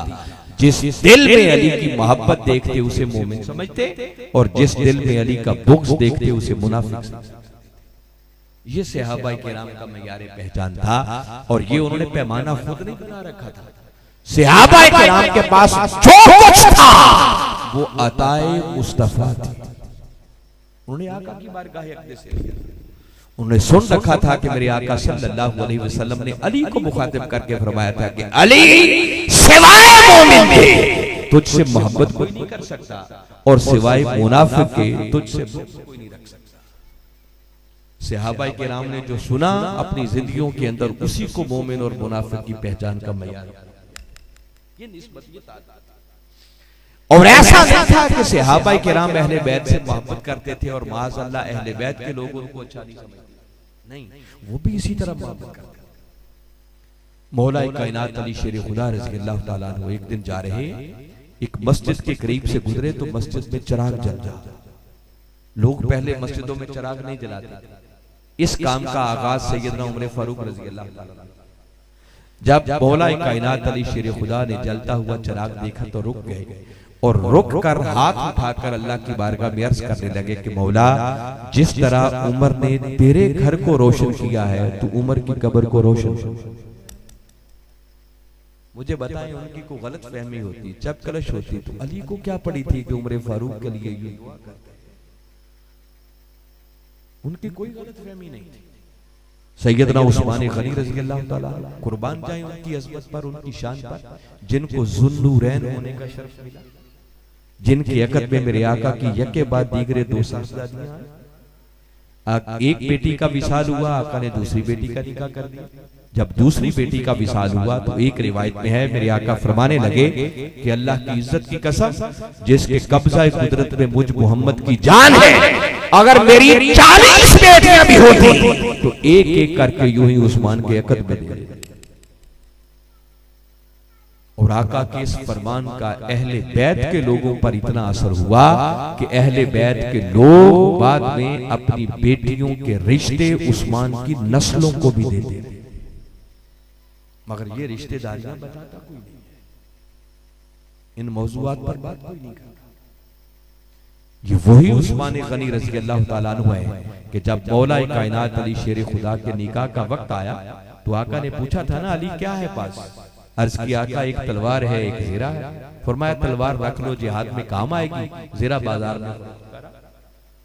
ज़ेरा लेकर जो निकले तो मुलाकात उस्मान गनी रज़ियल्लाहु ताला अन्हु से। पूछा, अली कहाँ जा रहे हो? ज़ेरा बेचने जा रहा हूँ। अच्छा मुझे दे दो। सौदा हो गया, जो दिरहम दीनार तय पाए निकाल कर अली को दे दिए, उनसे ज़ेरा खुद ले ली। फरमाया, अली अब दीनार तुम्हारे, ज़ेरा मेरी। जब चलने लगे तो रोक के फिर फरमाने लगे कि अली, ज़ेरा तो दीनार तो तुम्हारे हो ही गए, अब शादी और निकाह के मौका पर ज़ेरा फिर तोहफे में तुम्हें अता करता हूं। कोई दुश्मन भी एक दूसरे को ऐसे गिफ्ट दिया करते हैं, तोहफे दिया करते हैं। किन चक्रों में हमें डाला? जब सैयदना उस्मान गनी रज़ी अल्लाह ताला अन्हु की शहादत का वक्त आया, किताबें बड़ी बड़ी हैं, उठा के पढ़े तो जो आपके मुहाफिजीन थे, हिफाजत करने वाले थे, मौला कायनात अली शेर खुदा के दोनों साहबजादे इमाम अली मकाम इमाम हसन और इमाम हुसैन अलैहिस्सलाम आपकी हिफाजत फरमाते और हिफाजत करते करते दोनों शहजादे जख्मी भी। तो कोई अपने दुश्मनों की तो हिफाजत नहीं करता। इमाम बाकिर अलैहिस्सलाम अहले बैत के फर्द, उनके जमाने की बात है। एक शख्स उनकी बारगाह में हाजिर हुआ और हाजिर होकर उसने सवाल पूछा कि इमाम अली मकाम, क्या तलवारों के दस्ते पर चांदी चढ़ाना जायज है? लोग जीनत के लिए पीछे कई कुछ बांध लेते थे। इमाम बाकिर अलैहिस्सलाम सुन के फरमाने लगे जायज है। उसने पलट के फिर पूछा कोई दलील? जब दलील मांगी तो इमाम बाकिर अलैहिस्सलाम फरमाने लगे दलील ये है कि अबू बकर सिद्दीक ने अपनी तलवार के दस्ते पे चांदी चढ़ाई हुई थी। ये फितना उस दौर में पैदा हो चुका था। सवाल करने वाले ने हैरत में गुम होकर पलट के फिर पूछा कि इमाम अली मकाम, क्या आप भी अबू बकर को सिद्दीक कहते हैं? बस इतना सवाल करना था कि इमाम अली मकाम बाकिर अलैहिस्सलाम जलाल में आ काबे की तरफ रुख कर लिया और फरमाने लगे नाम सिद्दीक, नाम सिद्दीक, नाम सिद्दीक, फमन लम यकुल लहू सिद्दीक फला सद्दक़ल्लाहु कौलहु फिद दुनिया वल आखिरा। फरमाया हां वो सिद्दीक है, सिद्दीक है, सिद्दीक है। जो उनको सिद्दीक नहीं मानता खुदा उसे दुनिया में भी झूठा करेगा।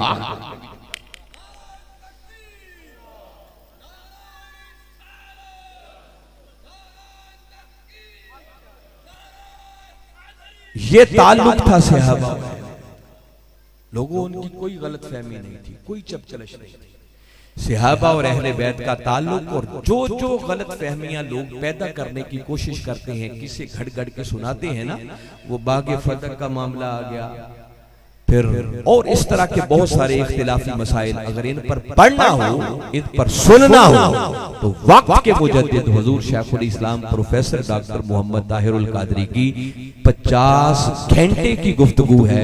आप सुनेंगे तो आपके ईमान पर बहार आ जाएगी, शरे सदर हो जाएगा कि इन हस्तियों के मकामों मर्तबे कितने ऊंचे थे और एक दूसरे से किस तरह बाहमी मोहब्बत और मवद्दत के पैकर बन गए। उनकी चपकलश नहीं थी। ये तो आज हम यार लोगों ने अपने पेट के 2-2 टके के मफाद की खातिर, अपनी 1.5 ईंट की मस्जिद के मफाद की खातिर, आका की उम्मत के मफाद को नजर आतिश कर उम्मत में इख्तिलाफ पैदा कर दिया। क्योंकि हमारा भी मिजाज ऐसा बन चुका है, जब तक दूसरों को गालियां न दी जाए हम जोश में ही नहीं आते। जो जितना दूसरों के खिलाफ कहता है हम कहते कमाल कर दिया, तो वो भी कहते हैं अच्छी बात है, अच्छा नारा भी लगवाओ, उस पर पैसे भी ज्यादा मिलते हैं, तो हमें क्या जरूरत है अच्छी बात बताने। हमेशा उस बंदे को सुनो जो उम्मत को जोड़ने की बात करे, उम्मत को तोड़ने की बात करे। जो मिंबर पे बैठ के तोड़ने की बात करे, गिरेबान से पकड़कर नीचे उतार दो, वो मिंबर पे बैठने के काबिल नहीं। अब चूंकि बाकायदा आज की ये जो मुजालिस आपकी 5 दिन की हो रही है, ये जिक्र अहले बैत के उन्वान से हैं, तो मैं सिर्फ मैसेज और पैगाम दे रहा हूँ। अल्लाह की इज्जत की कसम, जो कुछ कुरान और हदीस का निचोड़ मैंने वक्त के मुजद्दिद के कदमों में बैठकर सीखा है ना, ये जुमला फिर अपने मन की तख्तियों पर लिखने की कोशिश करें कि ईमान मिलता भी अहले बैत की मोहब्बत के सिले में है और मिला हुआ ईमान बचता भी अहले बैत की मोहब्बत के सिले में। अहले बैत की मोहब्बत के बगैर गुजारा ही नहीं, उनकी गुलामी का पट्टा गले में डाले बगैर कोई चारा ही नहीं।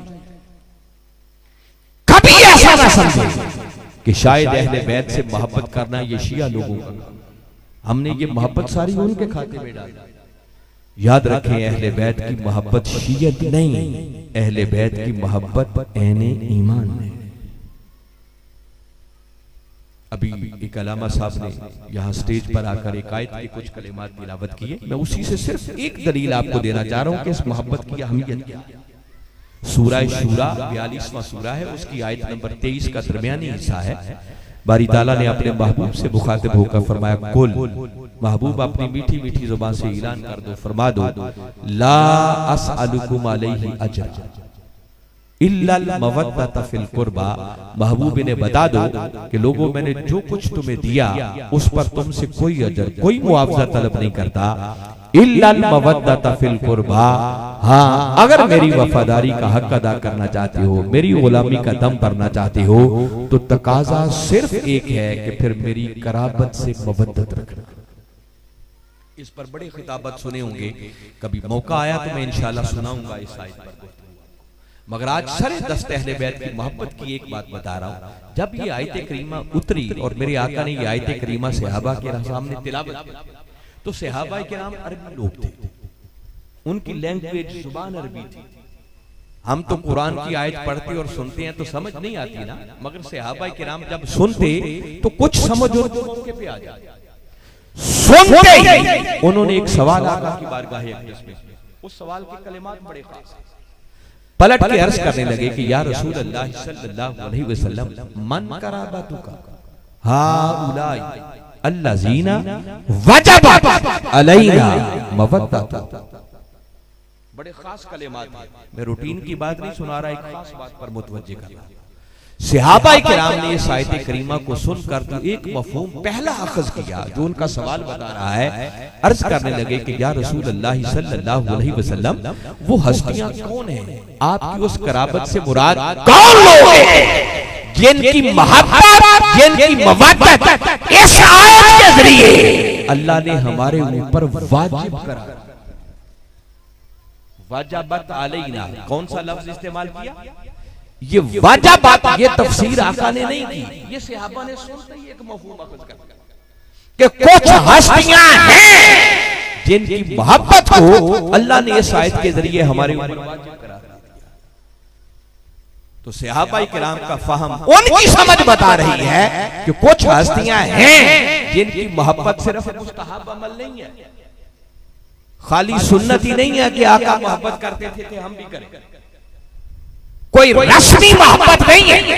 वो उस आयत से अखज़ कर रहे हैं। अब उस आयत की तफसील में मैं नहीं जा रहा, वरना आपको बताता, एलाबोरेट करके वजाहत करते आयत से कैसे उन्होंने अखज़ किया, मगर उनका अखज़, उनका फहम ये बता रहा है कि कुछ हस्तियों की मोहब्बत वाजिब हो गई है हमारी, जिसके बगैर गुजारा ही नहीं है। पूछना ये चाह रहे थे कि आका ये फरमा दें, वो है जिनकी मोहब्बत वाजिब हो गई। मेरे आका ने जैसे ही सुना, सुनकर फरमाया कि मेरे गुलामों, वो हस्तियां जिनकी मोहब्बत अल्लाह ने तुम पर वाजिब कर दी। अब देखिए, आका ने उनके सवाल को सुनकर ये नहीं पूछा कि ये वाजिब का मफहूम तुमने कहां से निकाल लिया, ये तुम्हारी समझ दुरुस्त नहीं है, इसकी इस्लाह कर दो। आका का इस पर तबसरा ना करना इस बात की सनद है कि आका ने इस बात की तायीद कर दी कि हाँ, जिन हस्तियों की मोहब्बत का तकाजा हो रहा है वो खाली कोई मुस्तहब अमल नहीं, उनकी मोहब्बत तुम्हारे ऊपर वाजिब। अब पूछते हो वो है कौन? तो फरमाया जिनकी मोहब्बत अल्लाह ने तुम्हारे ऊपर वाजिब कर दी है, उनसे मुराद अली, फातिमा, हसन और हुसैन। तो जफरवाल वालों में बता रहा हूं, अहले बैत की मोहब्बत सिर्फ कोई मुस्तहब अमल नहीं है कि कर ली तो ठीक, ना हुई तो कोई बात नहीं, अल्लाह ने वाजिब कर दिया। और इमाम शाफी रहमतुल्लाहि ताला अलैहि का फतवा है, वो कहते हैं वाजिब नहीं, अल्लाह ने इनकी मोहब्बत को फर्ज कर दिया। वो कहते या अहले बैत रसूलिल्लाह सल्लल्लाहु अलैहि वसल्लम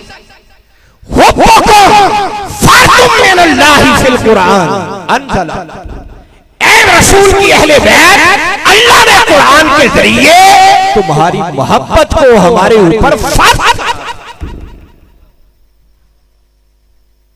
ये कोई रस्मी मोहब्बत नहीं है, ये फर्ज है। फराइज में भी फर्क है। देखिए, नमाज पढ़ना फर्ज है, कोई नमाज ना पढ़े क्या ख्याल है, काफिर हो जाएगा? जी, कितने होंगे जिन्होंने मगरिब की नहीं पढ़ी, मगर काफिर तो नहीं, गिरफ्त होगी, पूछा जाएगा, अजाब मिलेगा, सजा मिलेगी, मगर बंदा काफिर नहीं होता। रोजा अदा करना फर्ज है, रोजा रखना फर्ज है, मगर बगैर किसी शरई उज़्र के तो रोजा छोड़ दे ना रखे तो क्या काफिर हो जाएगा? कितने लोग हैं जो नहीं रखते, गुनाहगार होंगे, गिरफ्त होगी, हिसाब होगा, सजा मिलेगी। ज़कात देना फर्ज है, तो जो नहीं देते काफिर तो कोई नहीं होता। मगर अहले बैत की मोहब्बत ऐसा फर्ज है कि इधर सीने से अहले बैत की मोहब्बत निकली, बंदा उसी वक्त दायरा ईमान से खारिज। ये जिम्मेदारी से कह रहा हूं, ये इसलिए जोर दे रहा हूं ताकि ये बीमारी, ये जरासीम कहां से आ गए कि कोई अहले बैत की बात कर दे, कोई उनकी अज़मत की बात कर दे तो हमारे कान खड़े हो जाते हैं। कहीं कोई शिया तो नहीं आ गया,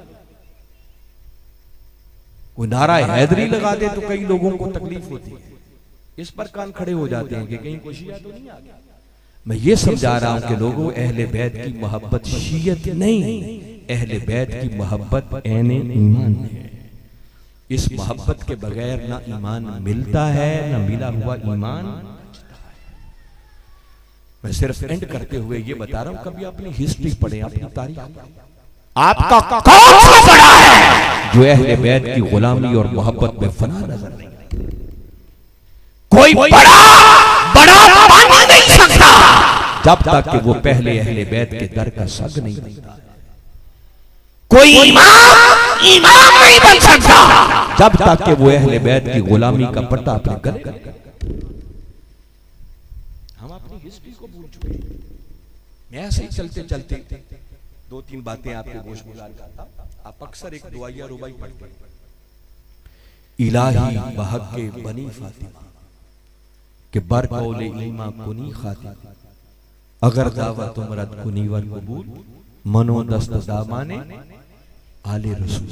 आले रसूल की बात तो ये दुआया रुबाई किसी शिया ने नहीं लिखी, सुन्नियों के इमाम, हनफियों के इमाम सादी शिराजी रहमतुल्लाहि ताला ने लिखी, जो सुन्नी भी थे, हनफी भी थे। आपका ध्यान मेरी तरफ रहना चाहिए।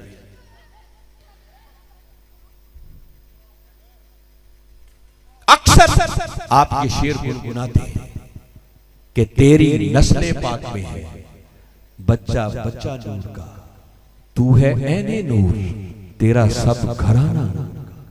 मालूम है ये किसने कहा? ये किसी शिया ने नहीं, आला हजरत मुजद्दिद दीन व मिल्लत, सुन्नियों के इमाम, हनफियों के इमाम अहमद रजा खां बरेलवी रहमतुल्लाहि ताला अलैह, वो खराज मोहब्बत पेश करते हैं। अक्सर शेर पढ़ते हैं, कत्ले हुसैन असल में मर्गे यजीद है, इस्लाम जिंदा होता है हर करबला के बाद। मालूम है किसने कहा? ये मौलाना मोहम्मद अली जौहर का शेर है, जो कि सुन्नी भी हैं और हनफी। आप अक्सर एक रुबाई सुन्नियों के जलसों में भी सुनेंगे, शियों के जलसे में भी सुनेंगे। हद कर दिया किसी ने कहेंगे, वो कहते हैं शाह अस्त हुसैन, बादशाह अस्त, दी अस्त हुसैन, दी पना अस्त हुसैन, सारदा नदाद दस दर दस्ते यजीद, हक्का के बिना ला इलाहा।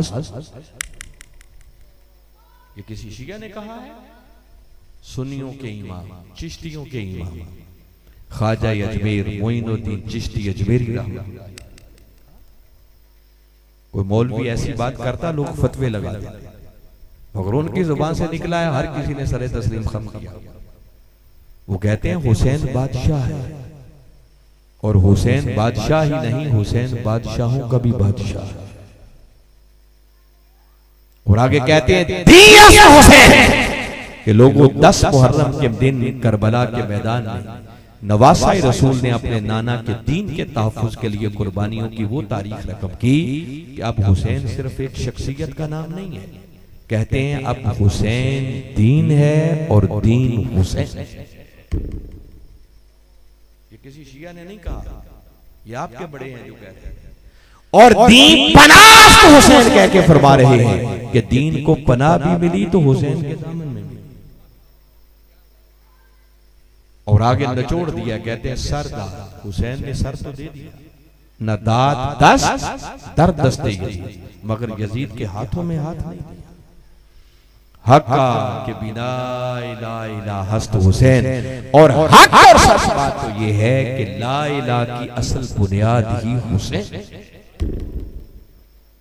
टाइम मुकम्मल हो गया, आखिरी रुबाई पढ़ रहा है। सुन्नियों के इमाम, हनफियों के इमाम हकीमुल उम्मत अल्लामा इकबाल रहमतुल्लाह अलैह, जिनकी शायरी को बाजारी शायरी नहीं, कुरान और हदीस का निचोड़ है। सुने इकबाल किस मेराज पे जाके बात करता है। इकबाल कहता है रिश्ता आईने हक जंजीरे पास्त, पासे फरमाने जनाबे मुस्तफा, वरना गिरदे तुरबतश गर्दीद में सजदा बरखा के पाशीद। हद कर दिया इकबाल। अब सुने इकबाल क्या कहता है। इकबाल कहता है रिश्ताए आईने हक, आईने हक से मुराद है दीन इस्लाम। इकबाल कहता है कि ये जो मैंने कलिमा पढ़ लिया, दीन हक दीन इस्लाम के साथ मेरा ताल्लुक कायम हो गया, नाता जुड़ गया, रिश्ता कायम हो गया। फरमाया ये कलिमा पढ़ लेना, दीन से ताल्लुक का कायम होना, ये मेरे पांव की जंजीर बन गई। पासे फरमाने जनाबे मुस्तफा, कहते हैं मुझे कमली वाले आका सल्लल्लाहु अलैहि वसल्लम के फरामीन का पास है, अदब है, हया है, वो मुझे इजाजत नहीं देते। कहते हैं कलमा पढ़ के इस्लाम में दाखिल होना, इस इस्लाम का रिश्ता और ताल्लुक जंजीर पास, ये मेरे पांव की जंजीर है, रकावट बन गई। और कमली वाले आका के फरामीन का अदब और हया मुझे ये इजाजत नहीं देता। अगर ये दो रकावटें ना होती, इस्लाम मेरे पांव की जंजीर ना बनता, आका के फरामीन मेरे रास्ते की रकावट ना बनते, उनका अदब और हया ना होता, तो कहते हैं वरना गिरते तुरबतश गर्दीद में ऐसे ये कायनात, अगर ये दो रकावटें ना होती तो आपकी अजमत, आपका मकाम व मर्तबा इस बात का तकाजा करता है कि ऐ सैयदा कायनात इकबाल तेरे मजार के गिर्द तवाफ करता। कहते हैं ये इस्लाम है जो मुझे तवाफ करने नहीं देता, ये मेरे पांव की जंजीर है, आका के फरामीन इजाजत नहीं देते, वरना मेरा इश्क तो ये मुझे ऑर्डर दे रहा है कि ऐ सैयदा कायनात तेरी कब्र और मजार का भी तवाफ किया जाए। तवाफ करता, और खाली तवाफ ही ना करता, सजदा बरखा के पाशीद में। इकबाल खाली तवाफ ही ना करता, बल्कि इकबाल का इश्क तो कहता है कि ऐ सैयदा कायनात तेरे मजार की खाक के जर्रों को भी इकबाल सजदे करता। इन लोगों से पूछो अहले बैत की शान क्या है, अहले बैत का मकाम क्या है। इसलिए मैं निचोड़ के तौर पर कह रहा हूं कि लोगों अहले बैत की मोहब्बत में जीना सीखो और अहले बैत की मोहब्बत में मरना सीखो। वक्त के मुजद्दिद हुजूर शेखुल इस्लाम प्रोफेसर डॉक्टर मोहम्मद ताहिरुल कादरी मद्दसिल्लाहु ताली, आपने एक दिन हमें नसीहत फरमाई। घर में चंद लोग बैठे थे, मैं पूरे वाक़े की तफसील में नहीं जानता, बस उठने लगे तो एक नसीहत फरमाई कि बेटे कभी अपने ईमान का जायजा लेना हो कि ईमान के किस पानी में हो। तो फरमाया किसी ऐसी मजलिस में जाओ, ऐसी महफिल में जाओ जिसमें अहले बैत की अज़मत बयान, उनके फजाइल बयान हो रहे हैं। तो फरमाया अगर अहले बैत की अज़मत की बात सुनकर दिल घुटन महसूस करे, तंगी महसूस करे कि ये बढ़ाता ही जा रहा है, तो फरमाया अगर कैफियत ये हो तो समझ जाना ईमान में खराबी है, अपने ईमान की खैर मांगना। फरमाया ईमान सलामत तब है कि अहले बैत की अज़मत की बात आए, सुनकर दिल खुशी से बाग बाग। ये ईमान की पहचान का मयार होना चाहिए। इसलिए कह रहा हूं कि ज़फरवाल वालों अहले बैत की मोहब्बत में जीना सीखो और अहले बैत की मोहब्बत में मरना सीखो। अगर अहले बैत की मोहब्बत में मौत आ गई, अल्लाह शहादत का रुतबा, इससे बढ़कर और क्या चाहिए। मैं बारे दिगर इन शानदार 5 रोजा नशिस्तों के इनेकाद पर जुमला मुंतज़मीन को मुबारकबाद पेश करता हूँ और तवक्को करता हूँ कि ये सिलसिला खत्म नहीं होने पाएगा, आइंदा साल से भी आगे बढ़ता चला जाएगा।